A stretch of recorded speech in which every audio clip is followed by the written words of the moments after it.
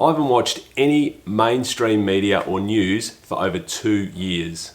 And in this video, I'm going to give you a rundown as to why I quit the media and what I've actually experienced as a result of giving it the flick.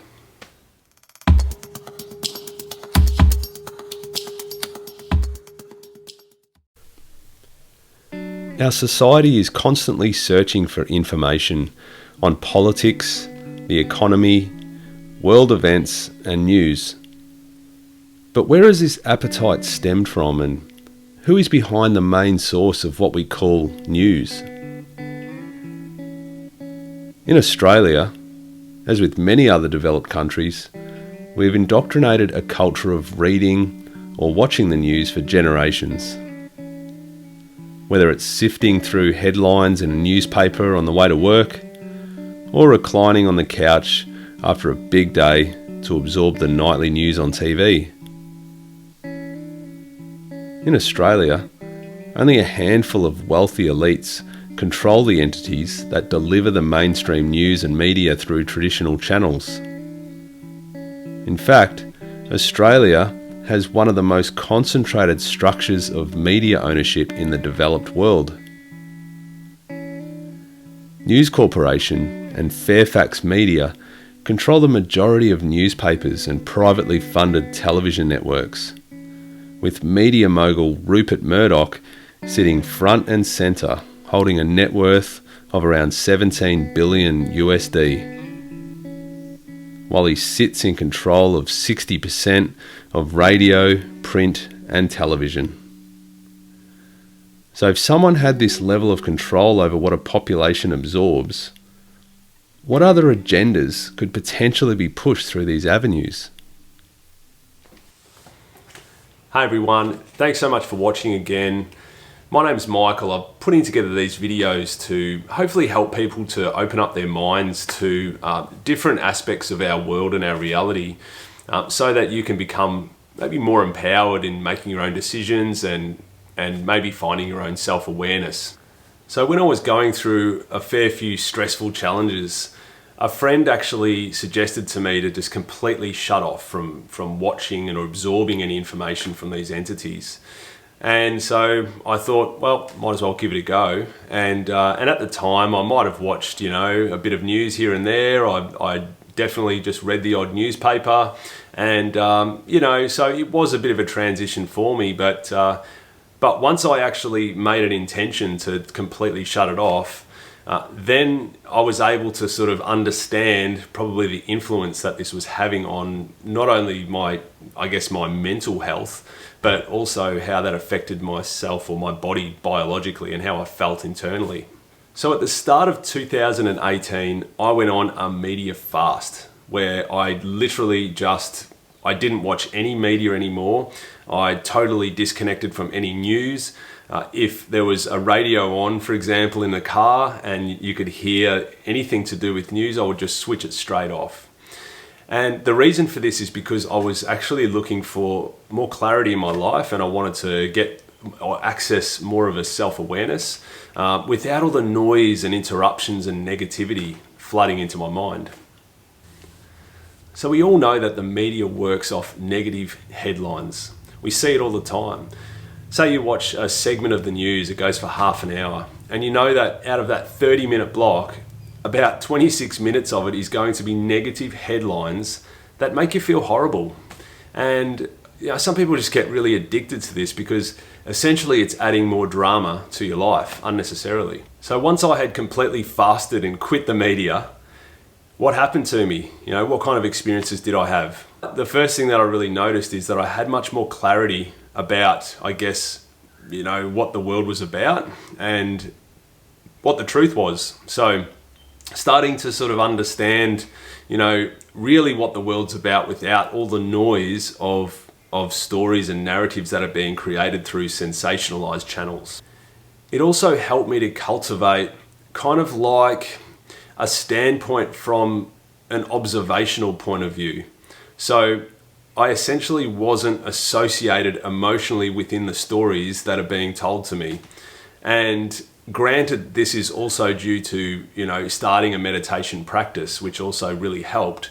But when we actually are disconnected from that news and that barrage of negative media, then we can actually kind of have like a separateness from the stories that are actually being told from us, and you can see it almost from a backdrop overlooking the entire thing as opposed to being inside it. So let's face it, most of the news that you see through the mainstream media is actually negative information that you don't really need to absorb. It's just extra drama. So, if your thoughts become your reality and then can affect you on a biological level, wouldn't the first thing that you do be just filter out this aspect of, this negativity that's actually coming at you? Because if our thoughts actually affect us eventually at a biological level, it just makes perfect sense to me to look through my own lens as opposed to through a lens that the media has held up for me. So the question I kept asking myself was, would it really make a difference to me if I knew about a murder that occurred 5,000 kilometers away or not? Does it make a difference to me personally? And the answer is, it does make a difference to me, but only that I feel that issue that's going on over there when I actually didn't need to really know about it. And as ignorant as that sounds, if I can't help that situation or I can't make a difference in that situation, then I'd rather not know about it. Now, this is a huge one for me. The media tells us how we should think. And what I mean by this, I'll give you an example. Now, the other day I was on my phone and I remember just seeing like a live streaming of something on Channel 7 News. And for some reason, I thought I'm going to tap onto that. And I opened it up and it was the leader of the opposition party who was basically standing up and saying something like, people are doing laps of the car park of Centrelink because they can't get jobs. Now, these people, they can't even get into the Centrelink itself. That's how many jobs are actually being lost around the place. And the reason for this is because of the Prime Minister's poor decisions during COVID-19. So we have no one to blame except for the Prime Minister for the situation that we're in now. So can you see what this actually does? What this is doing is it's teaching us and telling us that because of our situation that we're in now, let's just say you have lost your job, you need to then point the finger at someone, and who else is there to point the finger at but, the government or the leader of the current party. And so, I'm not interested in talking about any side of politics in this, but what I'm saying is it's actually kind of teaching us that we have now experienced something, and instead of owning it and then working through it and overcoming it and empowering yourself, what you're actually doing is totally disempowering yourself and handing the blame or pointing the blame over to somebody else because you're in this position and this situation at the moment. There's nothing more disempowering as a human being but going down that line.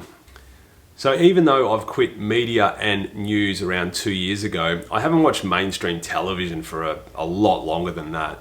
And the main reason for this is mainly because of the barrage of advertising. And it just started to really get to me over time. And I think I just started to have a look at what the subliminal messages are actually being sent to us. Essentially, advertising is telling us that we are inadequate. Like, we are not adequate, therefore we need this product, this service, or this experience. And so when this is getting bombarded to us, over and over again, this then just continues to reinforce that thought process that we are not enough. So we need something externally in order to fulfill ourselves and what's inside us, the power that we actually have. So again, this is disempowering. And I don't even know, I've got a 7-year-old and a 9-year-old, and I don't even know if they can remember really watching mainstream television in their life. And a lot of it is to do with this. So what did I gain? What did I gain from this media fast? Well, the first thing that I gained is clarity. Okay, so I wasn't flooded with negativity all the time and the barrage of the world is a hostile place. that kind of narrative just dissipated. So that gives me the ability to look at the world with a different perspective. That was super important. There's just less negative noise. The other thing was I had a complete disassociation from the narratives that were being created. And it also gave me the ability to find my information through non-biased sources. So from here, I recommend a 3-month media fast. See how it goes. Try it out, 12 weeks. And if at the end of the 12 weeks you don't have more clarity, I'd love for you to just comment on this video, okay? Just comment down below and just say, I didn't gain any more clarity from my 3-month fast. And I'd be really interested to engage in a conversation and just have a bit of a chat about it and just see, you know, what you found, because this is my perspective, just remember that. And you've got to gain your own experiences. So the media and all the recent events that's actually, you know, happened globally can definitely trigger off anxiety and a lot of tension as well. And so I've actually put together a guided meditation that you guys can all access if you want to. It's on the main page. It's at therealshift.com. If you have a look there, and you can scroll down and you'll get down to a free MP3 download down the bottom. And that's about a 12 or 13 minute meditation that you guys can access. It's super powerful. If you're feeling anxious or overwhelmed at any point, you'll have access to this. It's free, but the only catch is that you need to subscribe to the email list. So I'll just flood you with propaganda. The only difference is it's going to be positive propaganda. So thanks so much for watching. Make sure you subscribe, and I'll catch you on the next video. Cheers.